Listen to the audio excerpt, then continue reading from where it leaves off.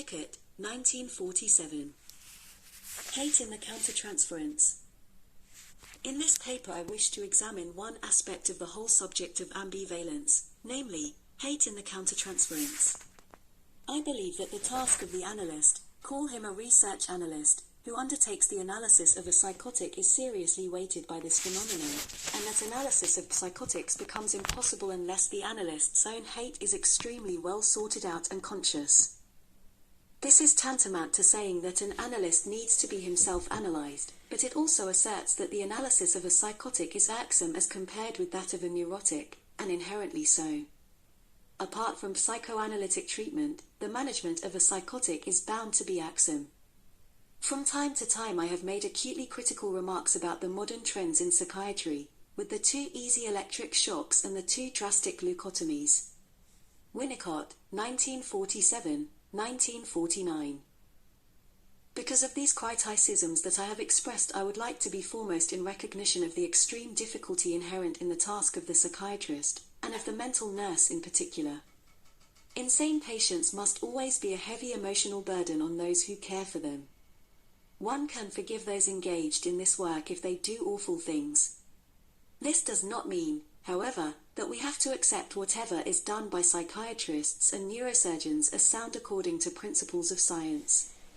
Therefore, although what follows is about psychoanalysis, it really has value to the psychiatrist, even to one whose work does not in any way take him into the analytic type of relationship to patients.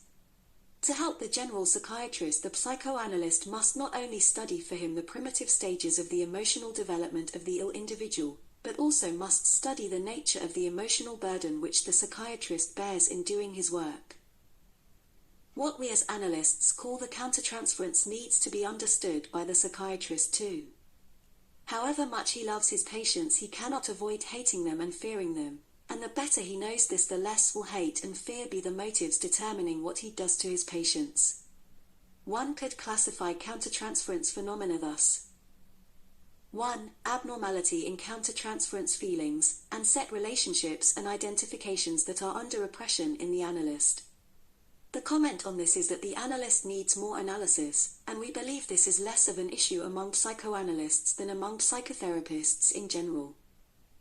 2. The identifications and tendencies belonging to an analyst's personal experiences and personal development which provide the positive setting for his analytic work and make his work different in quality from that of any other analyst.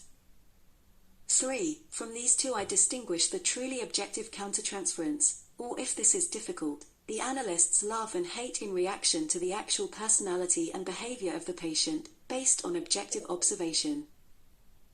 I suggest that if an analyst is to analyze psychotics or antisocials, he must be able to be so thoroughly aware of the countertransference that he can sort out and study his objective reactions to the patient. These will include hate. Countertransference phenomena will at times be the important things in the analysis. I wish to suggest that the patient can only appreciate in the analyst what he himself is capable of feeling. In the matter of motive, the obsessional will tend to be thinking of the analyst as doing his work in a futile obsessional way.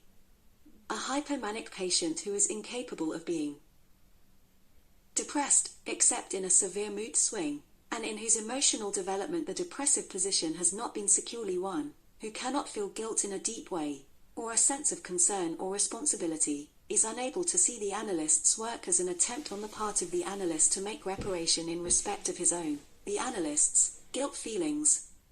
A neurotic patient tends to see the analyst as ambivalent towards the patient, and to expect the analyst to show a splitting of love and hate. This patient, when in luck, gets the love, because someone else is getting the analyst's hate. Would it not follow that if a psychotic is in a coincident love-hate state of feeling, he experiences a deep conviction that the analyst is also only capable of the same crude and dangerous state of coincident love-hate relationship?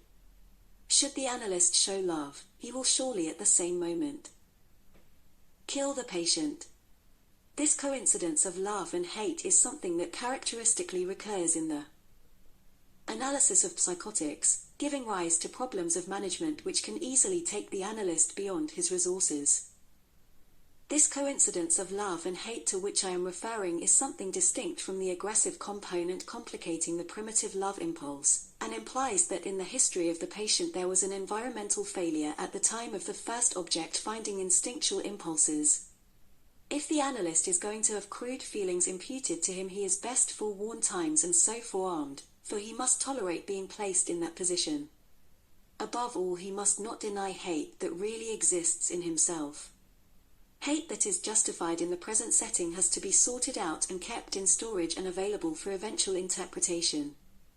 If we are to become able to be the analysts of psychotic patients, we must have reached down to very primitive things in ourselves, and this is but another example of the fact that the answer to many obscure problems of psychoanalytic practice lies in further analysis of the analyst. Psychoanalytic research is perhaps always to some extent an attempt on the part of an analyst to carry the work of his own analysis further than the point to which his own analyst could get him. A main task of the analyst of any patient is to maintain objectivity in regard to all that the patient brings, and a special case of this is the analyst's need to be able to hate the patient objectively.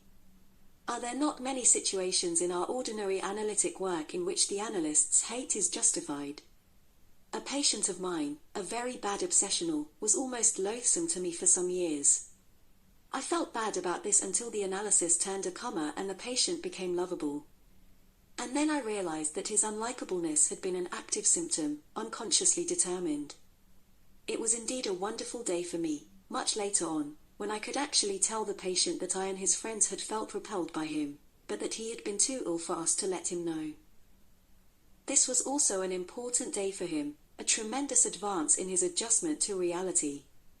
In the ordinary analysis, the analyst has no difficulty with the management of his own hate. This hate remains latent.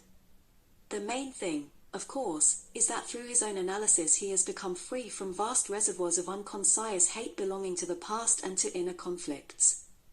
There are other reasons why hate remains unexpressed and even unfelt as such. Analysis is my chosen job, the way I feel I will best deal with my own guilt, the way I can express myself in a constructive way.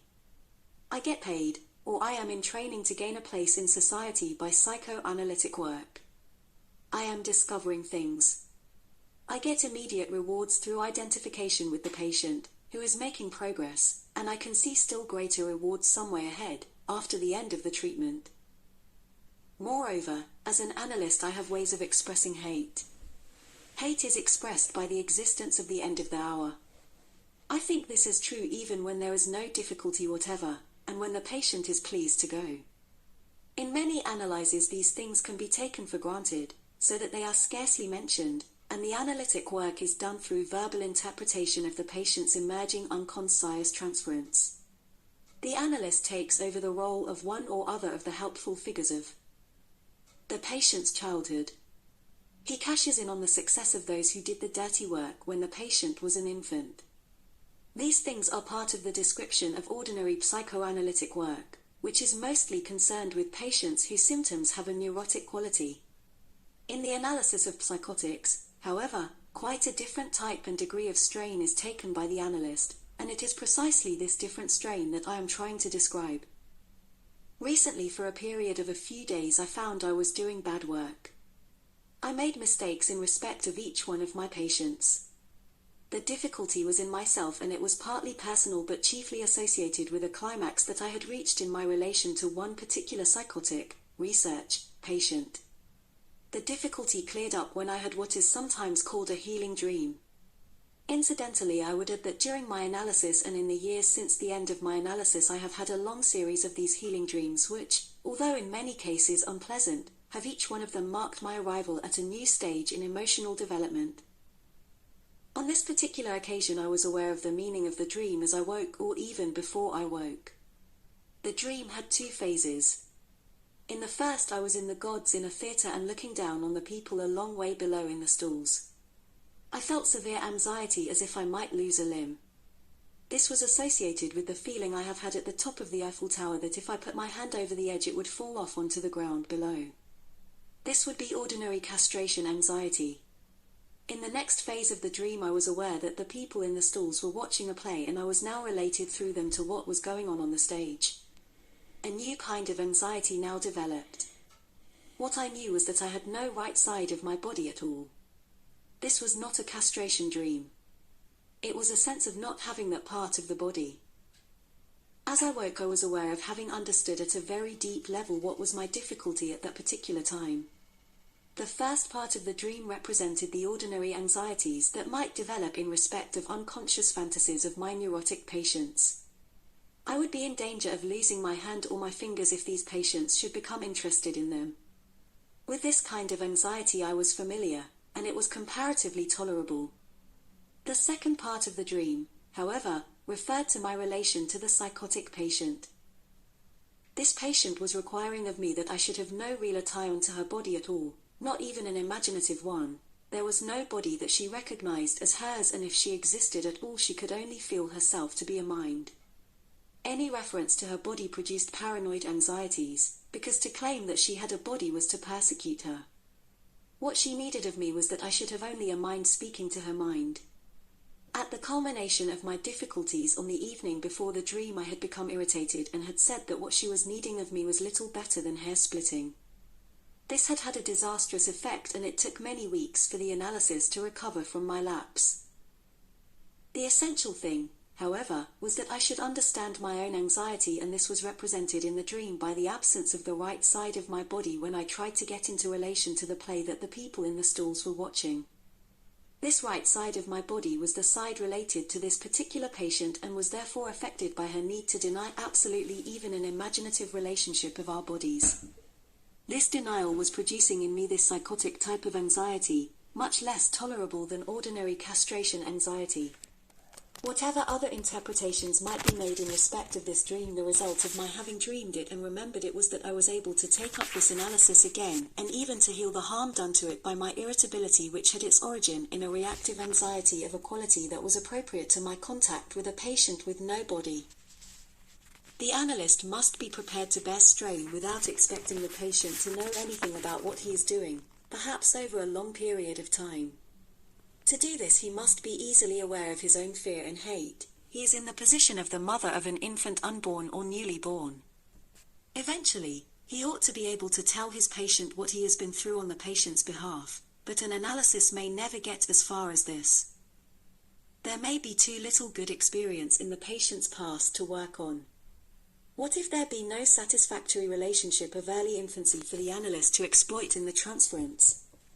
There is a vast difference between those patients who have had satisfactory early experiences which can be discovered in the transference, and those whose very early experiences have been so deficient or distorted that the analyst has to be the first in the patient's life to supply certain environmental essentials.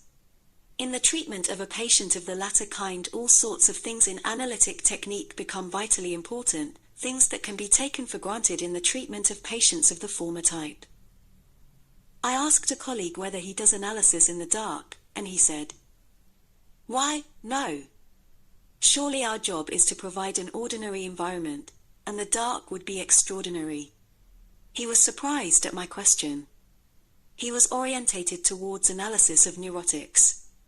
But this provision and maintenance of an ordinary environment can be in itself a vitally important thing in the analysis of a psychotic. In fact, it can be, at times, even more important than the verbal interpretations which also have to be given. For the neurotic, the couch and warmth and comfort can be symbolical of the mother's love. For the psychotic, it would be more true to say that these things are the analyst's physical expression of love. The couch is the analyst's lap or womb, and the warmth is the live warmth of the analyst's body. And so on. There is, I hope, a progression in my statement of my subject. The analyst's hate is ordinarily latent and is easily kept so. In analysis of psychotics, the analyst is under greater strain to keep his hate latent, and he can only do this by being thoroughly aware of it. I want to add that in certain stages of certain analyses, the analyst's hate is actually sought by the patient, and what is then needed is hate that is objective. If the patient seeks objective or justified hate, he must be able to reach it, else he cannot feel he can reach objective love. It is perhaps relevant here to cite the case of the child of the broken home, or the child without parents. Such a child spends his time unconsciously looking for his parents. It is notoriously inadequate to take such a child into one's home and to love him. What happens is that after a while a child so adopted gains hope, and then he starts to test out the environment he has found, and to seek proof of his guardian's ability to hate objectively. It seems that he can believe in being loved only after reaching being hated. During the Second World War, a boy of 9 came to a hostel for evacuated children, sent from London not because of bombs but because of truancy. I hoped to give him some treatment during his stay in the hostel, but his symptom won and he ran away, as he had always done from everywhere since the age of 6, when he first ran away from home. However, I had established contact with him in one interview in which I could see and interpret through a drawing of his that in running away he was unconsciously saving the inside of his home and preserving his mother from assault, as well as trying to get away from his own inner world, which was full of persecutors. I was not very surprised when he turned up in the police station very near my home. This was one of the few police stations that did not know him intimately. My wife very generously took him in and kept him for 3 months, 3 months of hell. He was the most lovable and most maddening of children, often stark staring mad. But fortunately we knew what to expect. We dealt with the first phase by giving him complete freedom and a shilling whenever he went out. He had only to ring up and we fetched him from whatever police station had taken charge of him. Soon the expected changeover occurred. The truancy symptom turned 01 round, and the boy started dramatizing the assault on the inside. It was really a whole-time job for the two of us together, and when I was out the worst episodes took place. Interpretation had to be made at any minute of day or night, and often the only solution in a crisis was to make the correct interpretation, as if the boy were in analysis. It was the correct interpretation that he valued above everything. The important thing for the purpose of this paper is the way in which the evolution of the boy's personality engendered hate in me, and what I did about it. Did I hit him? The answer is no, I never hit. But I should have had to have done so if I had not known all about my hate and if I had not let him know about it too. At crises I would take him by bodily strength, without anger or blame, and put him outside the front door, whatever the weather or the time of day or night. There was a special bell he could ring, and he knew that if he rang it he would be readmitted and no word said about the past. He used this bell as soon as he had recovered from his maniacal attack. The important thing is that each time, just as I put him outside the door, I told him something. I said that what had happened had made me hate him. This was easy because it was so true. I think these words were important from the point of view of his progress, but they were mainly important in enabling me to tolerate the situation without jetting out, without losing my temper and without every now and again murdering him.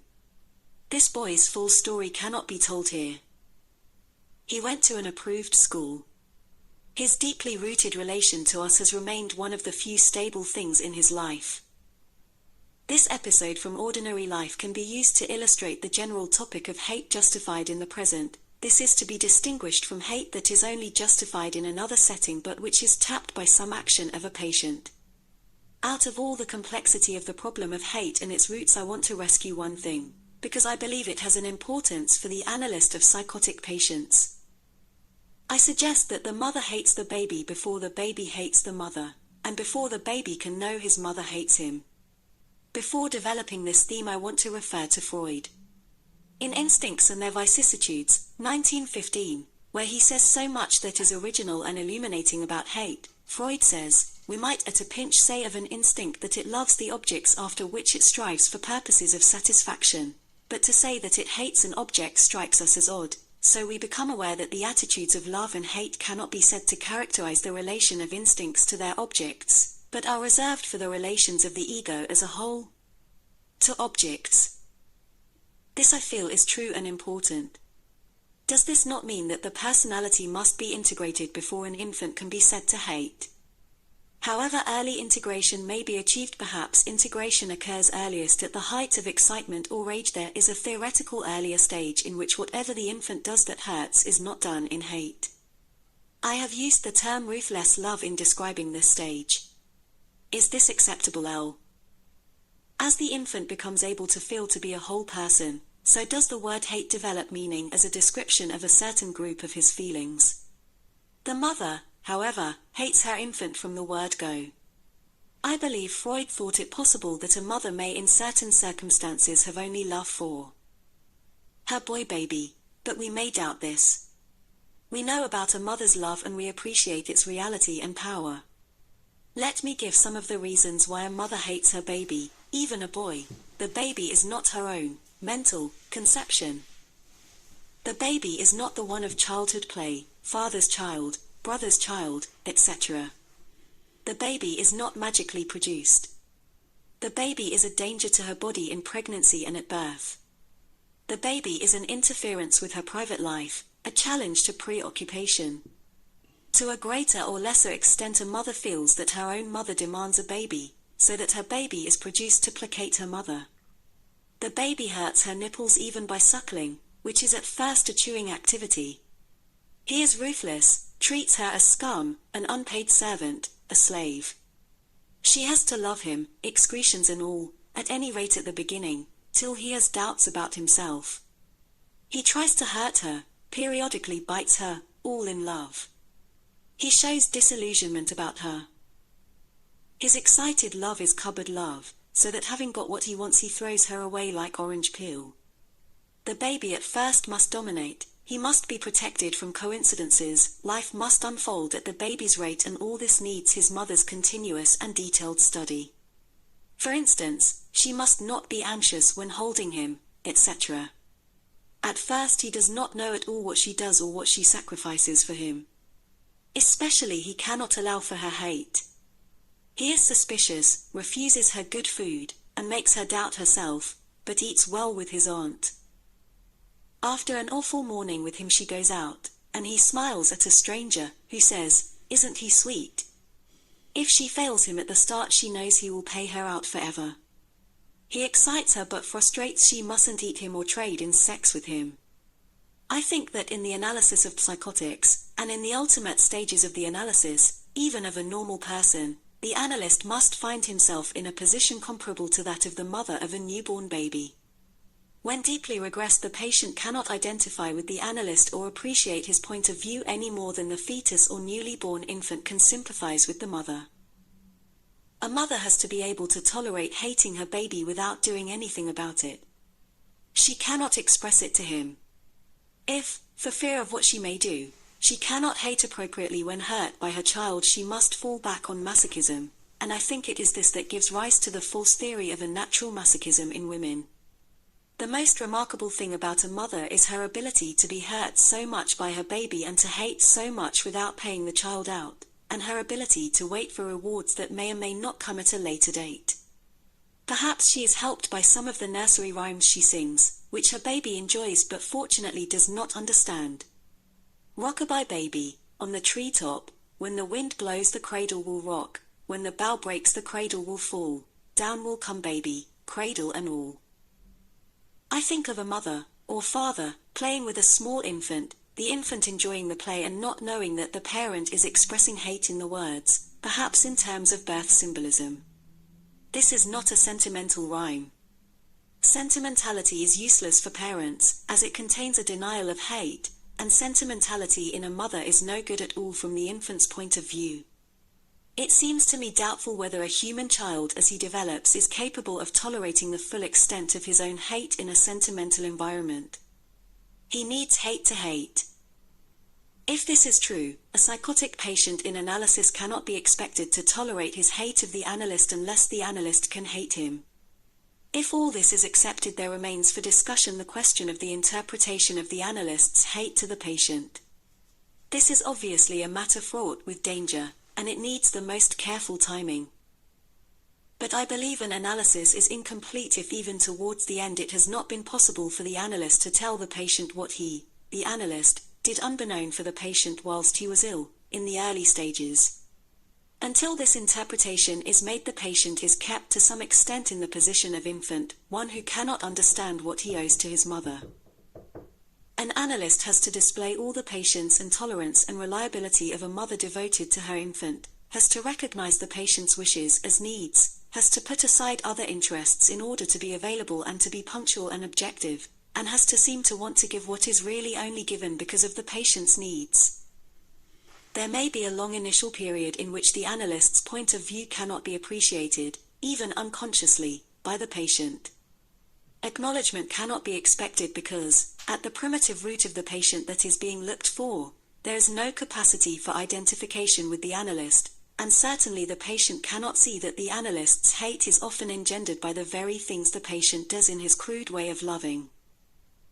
In the analysis, research analysis, or in ordinary management of the more psychotic type of patient, a great strain is put on the analyst, psychiatrist, mental nurse, and it is important to study the ways in which anxiety of psychotic quality and also hate are produced in those who work with severely ill psychiatric patients. Only in this way can there be any hope of the avoidance of therapy that is adapted to the needs of the therapist rather than to the needs of the patient.